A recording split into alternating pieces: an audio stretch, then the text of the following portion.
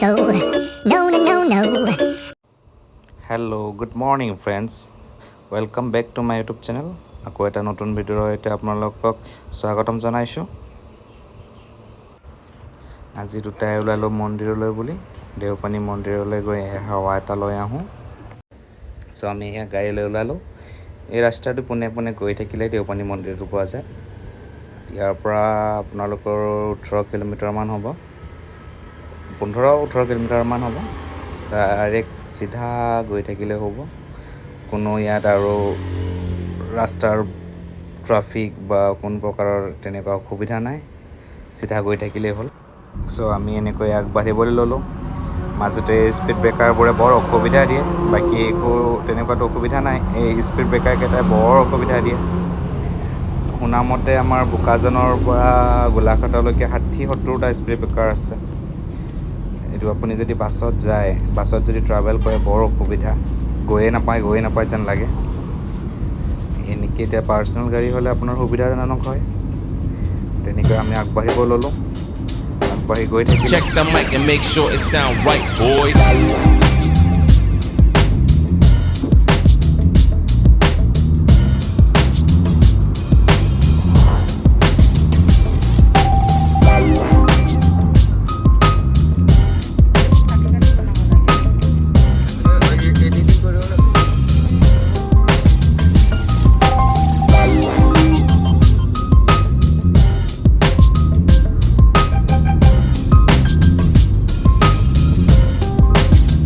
Sound right, boy.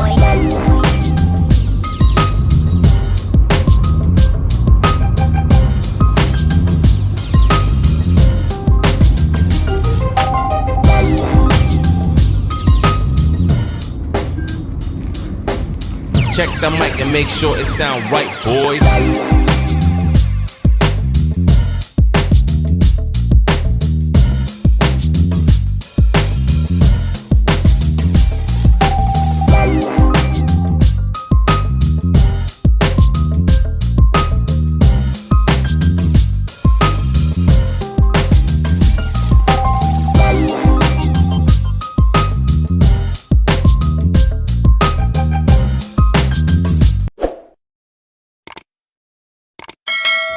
আৰু এইফালে গৈ থাকোঁতে মই পঢ়া হায়াৰ ছেকেণ্ডেৰীখন ইয়াতে আছিল।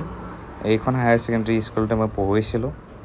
2011ত মই ওলাইছিলোঁ এইখন হায়াৰ ছেকেণ্ডেৰীৰ পৰা, বালিপথাৰ হায়াৰ ছেকেণ্ডেৰী স্কুল। চ' ফাইনেলি পালোহি মন্দিৰৰ গেটটো।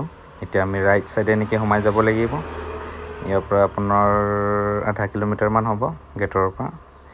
এয়ে আমাৰ দেওপানী মন্দিৰৰ মেইন গেট। এতিয়া এনেকৈ আগবাঢ়ি যাব লাগিব। ইয়াৰ পৰা অকণ দূৰ আছে, চাই থাকক আপোনালোকে।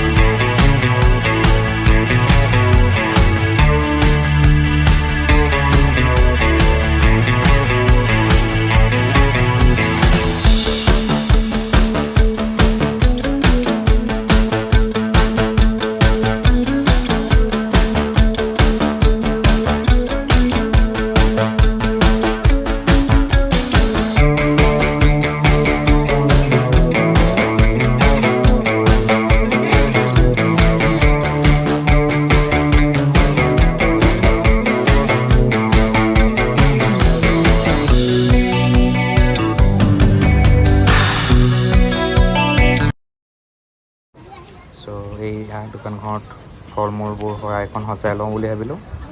ইয়াতে গোটেইখিনি লোৱা হ'ল। ইয়াৰ পৰা ধুনীয়াকৈ সজাই দিব।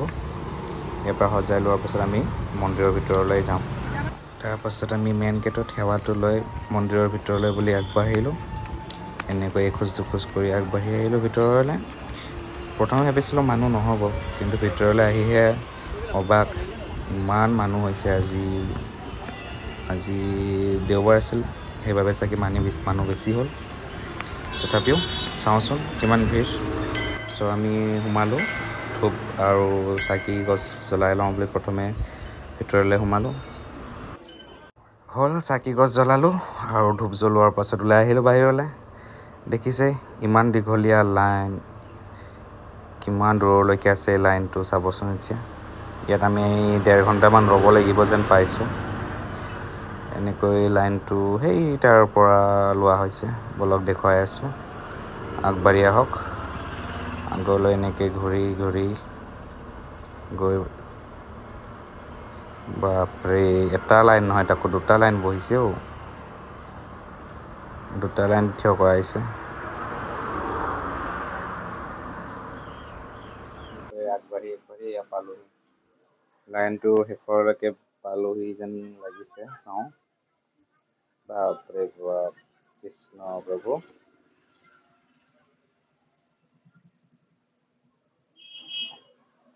এইয়া পালোঁ দিয়ক। এইখিনিতে আমি এতিয়া ৰ'ব লাগিব, ইয়াৰ পৰা ৰৈ তাৰলৈকে যাব লাগিব। য'ৰ পৰা আমি ঘূৰি আহিছোঁ তাৰলৈকে আকৌ যাব লাগিব। এইটো আজি কিমান টাইম হয় ঠিক নাই আৰু ভগৱানে জানে।